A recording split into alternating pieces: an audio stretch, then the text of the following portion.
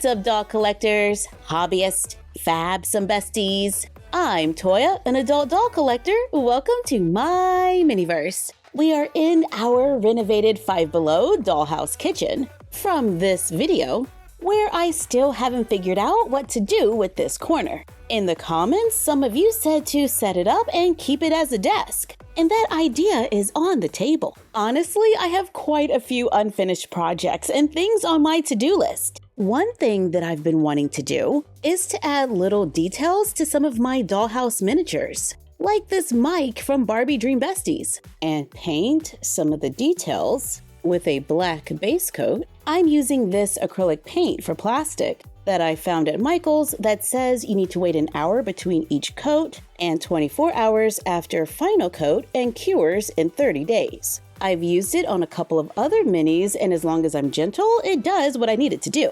Now I'm going to brush it with a little silver paint right over the black paint to make some of those details stand out. In the comments, some of you wanted to know if we could repaint some of our teeny tinies. You know, minis from Five Below, where we can get 20 pieces for $5. So let's give it a try. The teeny high tea set has a lot of pieces that we can use in our 1/6 scale world. This tiered pastry platter looks pretty good as is, but I think it will be fun to give it an antique look. So let's paint it black. While waiting for that to dry, let's cut small rectangles of craft foam, place them on a pen, then paint them whatever color you want, whether that's pink, yellow, or a chocolate brown. I'm pretty generous with the paint, hoping that it'll look like icing. While those are drying, I brush our tiered tray gold to give it an antique look. While painting, I did notice that some of the plates were not as stable as I would like. So I make a few drops of hot glue on a pen, allow them to cool, mix a little green paint and Mod Podge, brush them with a thin coat. I put a little hot glue where needed on the tray to stabilize it, paint them with the same green mixture, then take the little drops of hot glue. Then I glue them on over the glue to hide it, disguising our support in grapes. Paint details onto the foam. I cut small circles of tissue paper, glue the paper underneath, then add them onto the tray to finish our little makeover. I think this turned out pretty cute. However, it did take a nice amount of time. Let's give the tea set an antique look as well and paint these yellowish or goldish colored parts black. You know what? Let's go in with a little hot glue and try to add some designs. Then paint it with a white base coat. Actually, I didn't like it, so I removed as much as I could. Let's paint it dark blue, cause come on, that's kind of my color. I am tapping the paint on to make some texture, which I'm hoping will cover up some of my mistakes. Then let's add a little bit of a lighter blue. I add black paint around the lid to make it look like there's a division. All right, so we have a nice little ombre effect going on here. Lots of texture. I'm painting the teacups to match, the creamer, and the plates. These started out silver. I paint a black edge on the rim of the cups. Now, while waiting for these pieces to dry, let's repaint some of the other minis like the scones and sandwiches. I'm using some brown paint to add some texture by just tapping the paint on, hoping that it makes little tiny peaks here and there. But scones have a lot of texture.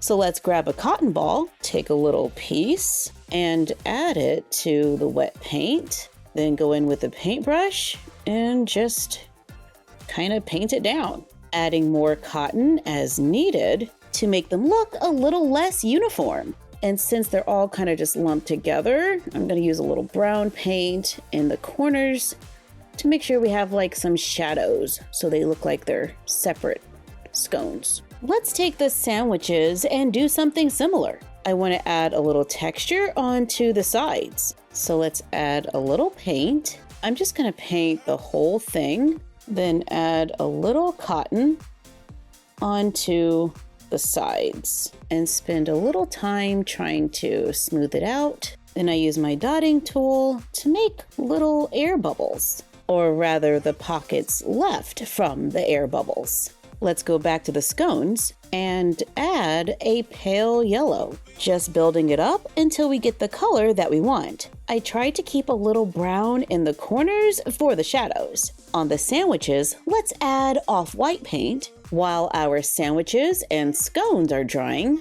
I'm gonna brush a little bit of gold onto our teapot, onto the handle, the spout, and around the bottom and where the lid would be. Let's add the gold to the plates, then add some gold details to the creamer and the teacups. To finish the tea set, we can use a honey brown paint to brown the top of the scones. I'm lightly dry brushing them to try to make it look like they just got a little golden brown in the oven. Slowly building up the color and just making sure it's a little browner on the peaks. To make scones for our table. On the sandwiches, let's add a little white paint going down the center, then add a few lines of light green with a few short lines of a darker green here and there on the visible sides. To make sandwiches with the crust cut off for the table, giving some of our teeny tinies a new look. Speaking of new looks, I have been wanting to give my naturalista Kelsey some twist. She has a lot of hair, and while it is soft, I just like twist and locks, so here we go. I wet the hair with a little bit of water, then take a small section of hair, divide it into 2 parts. I twist each section, then I begin crossing while still twisting the 2 sections together. Then continue all the way down to twist the hair. Now we just need to put on a good show because we have a long way to go.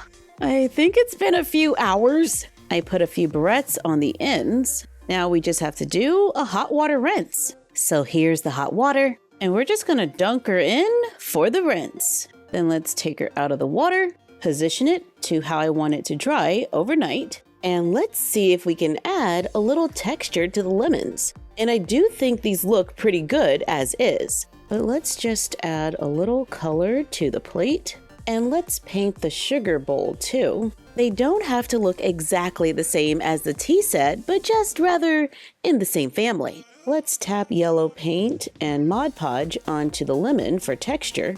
We can even add a little touch of green on one end and just blend it. Add some dark green to the other end as well, and add little drops of Mod Podge onto the slice between the white lines and allow it to dry. Brush the sugar with glitter glue, and once dried, we have a few more minis for our table.